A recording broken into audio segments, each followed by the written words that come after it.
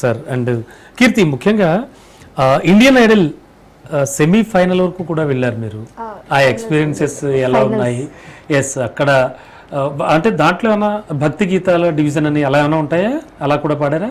So నేను Telugu Indian ఐడల్లో ఫైనల్స్లో top 3.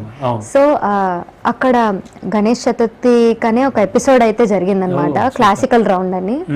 ఒక కీర్తనని ఒక సినిమా సాంగ్ని మ్యాషప్ చేసి పాడడం జరిగింది, ఒకటే రాగంలో ఉన్న పాటలు. సో అట్లా జరగడం అయింది. అది పాడొచ్చా ఇప్పుడు? తప్పకుండా సార్. సో నేను హంసనాదం అనే రాగంలో నా కనులు ఎప్పుడు అనే సినిమా సాంగ్ అండ్ బంటు రీతి కొలువు అనే కీర్తనని మ్యాషప్ చేసి పాడాను. నా కనులు ఎప్పుడు కనని కనని, పెదవులెప్పుడు అనని అనని, హృదయం ఎప్పుడు వినని వినని, మాయలో తేలుతున్నా నా మనసు తలుపే తెరచి తెరచి, వెలుగు తెరలే పరచి పరచి, కలలు నిజమై ఎదుట నిలిచి పిలిచనే క్షణాల, చేదుపై తీపిలా రీపై రంగులా, నీలపై నీలా, గుప్పెడు గుండెకు పండగై వేళ.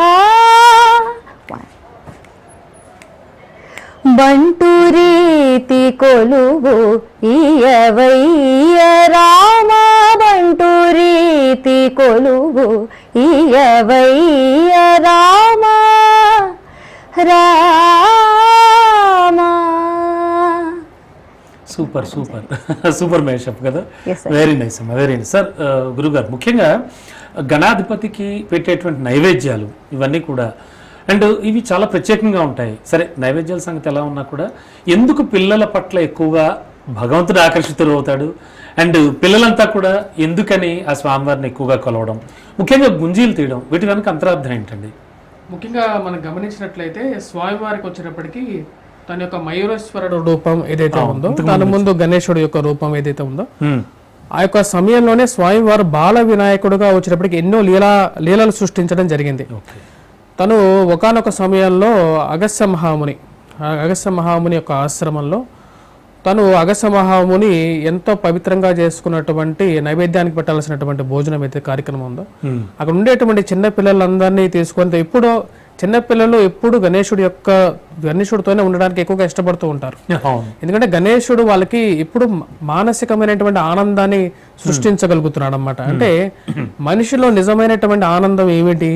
డబ్బా లేకపోతే సుఖమా? రజోగుణకారకమైనటువంటి సుఖాలు ఎప్పుడు మనిషికి ఆనందాన్ని ఇవ్వవు. శాశ్వతమైనటువంటి ఆనందం ఎక్కడ ఉంటుంది? మనస్సులో ఉంటుంది అన్నమాట. మనస్సులో ఉన్నటువంటి ఆనందం వైపే మనిషి ఎప్పుడు వెతకాలి, అంతేగాని బాహ్యమైనటువంటి సుఖాల గురించి ఎప్పుడు మనిషి పరితపిస్తే ఆ మనిషి అధపాతాళంలోకి వెళ్తారని చెప్పి మన శాస్త్రాలు చెప్తున్నాయి. అంటే ఒక మనిషి ఏ శరీరంలో ఉన్నట్లయితే తనకు ఆనందంగా ఉన్నాడా అని చెప్పి ఒక క్వశ్చన్ మార్క్ మనం పెట్టినట్లయితే, మనసు బాగున్నప్పుడు ఏ శరీరంలో ఉన్నా సరే చెమటలు పడుతుంటాయి. సో మనిషికి ఆనందం ఎక్కడ ఉంటుంది? మనిషిలో ఒక మనసులో ఆ యొక్క తత్వజ్ఞానాన్ని ఎప్పుడైతే మనిషి తెలుసుకుంటాడో అప్పుడు ఆనందపడతాడు. ఇప్పుడు పిల్లలకి వచ్చేటప్పటికి, ముఖ్యంగా వచ్చేటప్పటికి వారికి ఇహ సుఖాల మీద ఎక్కువగా ఆనందం ఉండదు. ఇప్పుడు పిల్లలు చూడండి, ఎంతసేపు అయినా సరే ఆడుతూనే ఉంటారు, వాళ్ళకి కావాల్సింది తిండి కూడా వదిలేస్తారు. అలాగే గణేశుడితో వీళ్ళు 24 గంటలు పిల్లలు వారితో మమేకమైపోయి తన్మయత్వంతో ఆడుతూ ఉండేవారు. ఇప్పుడు మనం చూసుకుంటే గోపాలుడితో గోపికలు ఏ విధంగా అయితే ఆడారో అదే విధంగా వచ్చేటప్పటికి ఇక్కడ గణేశుడితో పిల్లలు అదే విధంగా మమేకమైపోయేవారు. అంటే ఈ మనిషిలో ఆంతర్యం లేనటువంటి వారు, అంతరాలు లేనటువంటి వారు భగవంతుడితో తొందరగా మిళితం అవుతారని చెప్పి శాస్త్రవచనం ఇది. ఓకే, ఆ శాస్త్రవచనంతో ఇక్కడ కలవటం అనేది జరుగుతుంది ఇక్కడ శాస్త్ర ప్రకారంగా. దానివల్ల వచ్చేటప్పటికి పిల్లల్ని ఎక్కువగా ఆకర్షించడం, అదేవిధంగా పిల్లలకి ఇష్టమైనటువంటి లడ్డు తన చేతిలో ఉండటం, అదేవిధంగా అగస్త్య మహాముని ఎంతో ప్రీతికరమైనటువంటి నైవేద్యాన్ని భగవంతుడు పెట్టడం, తీపి పదార్థాలు ఎక్కువగా ఇష్టపడ్డారు. పిల్లల గుణాలే కదా, ఆ పిల్లలు తీపి పదార్థానికి గురుమూలకం అన్నమాట. గురుమూలకం ఇది మనకు గమనించినట్లయితే మనకు ఈ యొక్క పురాణాలు లిఖించినటువంటి ఎవరైతే మహామునులు ఎవరైతే ఉన్నారో వారు వారికి వచ్చినప్పటికి ముఖ్యంగా పూజించేటువంటి మొదటి వారు గణేశుడు అన్నమాట. ఎందుకంటే వాడి యొక్క ఉదరాల్లో నివసిస్తూ ఉంటాడు. ఓకే, ఇక్కడ మనకు అగస్త్య మహాముని ఎప్పుడైతే నివేదన పెట్టాలని చెప్పి రెడీ అవుతారన్నమాట. నివేదన పెట్టాలని రెడీ అయినప్పుడు వచ్చేటప్పటికి ఈ యొక్క బాల వినాయకుడు ఆ పక్కన ఉన్నటువంటి పిల్లల ద్వారా వెళ్ళి వారికి ఆకలి అవుతుందంటే ఆ నివేదన కూడా హరిస్తాడు. అప్పుడు అగస్త్య మహాముని తీసుకొని వెళ్ళేసేసి వాళ్ళ తల్లి దగ్గరికి, చూడు మీ పిల్లవాడు మా ఇంటి దగ్గరకు వచ్చేసేసి ఎలాంటి పనులు చేస్తున్నాడు అని చెప్పి కంప్లైంట్. అప్పుడు అమ్మవారు వచ్చేటప్పటికి గణేశుడు ఇటు పోకుండా ఇంట్లోనే కట్టేయమని చెప్తారు. అయినప్పటికీ కూడా తర్వాత మళ్ళీ వండిన తర్వాత ఆ యొక్క నివేదన కూడా వచ్చేటప్పటికి మాయమైపోతుంది అక్కడ. అప్పుడు అగస్త్య మహామునికి ఏమని తెలుస్తుందంటే గణేష్ అంటే మనకు మాయ అనేది చుట్టూ వ్యాపిస్తూ ఉంటుంది. అంటే మనకు మాయ అనేది గౌరవం, కీర్తి, ప్రతిష్ట, డబ్బు అని చెప్పి ఆ మాయ రూపం అనేది ఆవరిస్తూ ఉంటుంది.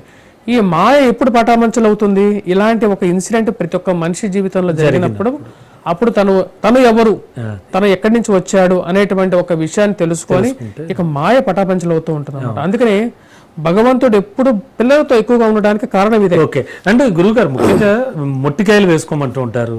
వినాయక మండపంలో మనం పూజలు చేసుకున్నప్పుడు గుంజీలు తీయమంటారు, ముఖ్యంగా పిల్లల్ని, వీళ్ళని. ఎందుకనేది అంటే మొట్టికాయలు, గుంజీలు తీయటం అనేది మనకు యాక్చువల్గా గణేశుడిని ముఖ్యంగా ఎక్కువగా పూజించేటువంటి వారు తమిళనాడు నుంచి వచ్చినటువంటి కల్చర్ అన్నమాట. తమిళనాడులో మనం రాసేటువంటి ప్రతి లెటర్ లోనూ బుక్కున పెడతారు. అంటే మనం ఇక్కడ ఓం శ్రీ అని రాస్తాం కదా, అక్కడ గణేశుడి యొక్క తొండం ఉంటుంది చూసారా, ఆ తొండాన్ని ఇలా పెట్టేసేసి ఆ డిజైన్ వేసి మొదలు పెడతారు వాళ్ళు. అంటే గణేశుడికి, కావేరి నదికి, వీటన్నిటికీ అగస్త్య మహామునికి ఒక కొన్ని రిలేషన్స్ అనేవి ఉన్నాయన్నమాట. అక్కడ కావేరి నది పారడానికి కూడా గణేశుడి యొక్క సహాయం ద్వారానే పారిందని చెప్పి అక్కడ నమ్ముతారు అనమాట. ఆ విధంగా వచ్చినప్పటికి గణేశుడు అక్కడ మొట్టికాయలు వేసుకోవటం ఏంటంటే మన ప్రతి దైనందిక జీవితంలో తప్పులు ప్రతి ఒక్క మనిషి చేస్తూ తెలిసి తెలియక చేసిన తప్పులు కూడా ఆ రకంగా హరింపజేయాలని చెప్పేసి ఈ యొక్క చేసేటువంటి మొటికాయలు వేసుకోవటం కానీ ఎలాగన్నా ఉంటే ఇవన్నీ చేయడం జరుగుతుంది. యోగాలో కూడా వచ్చేటప్పటికి మనం సిటప్స్ అంటారు దీన్ని.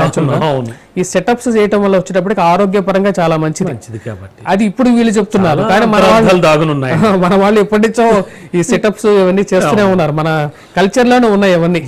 వాళ్ళు ఇప్పుడు దాన్ని మార్చుకుంటూ ఇది అమెరికన్ యోగా లేకన్నా ఉంటే ఇది చాలా చక్కగా, అంటే ప్రెసెంట్ ఉన్న దైనందిన జీవితానికి లింక్ చేస్తూ చాలా చక్కగా చెప్తున్నారు గురువు గారు. ముఖ్యంగా కీర్తి, సారీ, మనం మాట్లాడుకుంటే కనుక చాలా చాలా కీర్తనలు ఉన్నాయి గణాధిపతి మీద. అందులో ఒక మంచి కీర్తన మీకు వచ్చిన పాట ఏదైనా?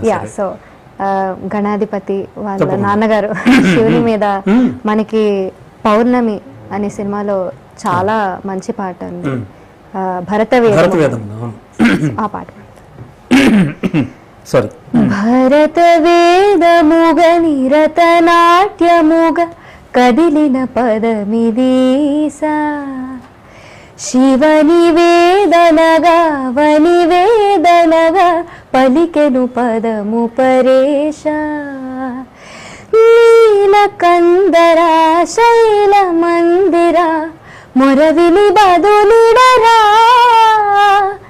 నీలకందరా జాలి పొందరా మొరవిని బదులిడరా, నగజాననోజ జగదీశ్వర బాలేందు శేఖర శంకర, భరత వేదముగ నిరత నాట్యముగ కదిలిన పదమిదీశ. Super super.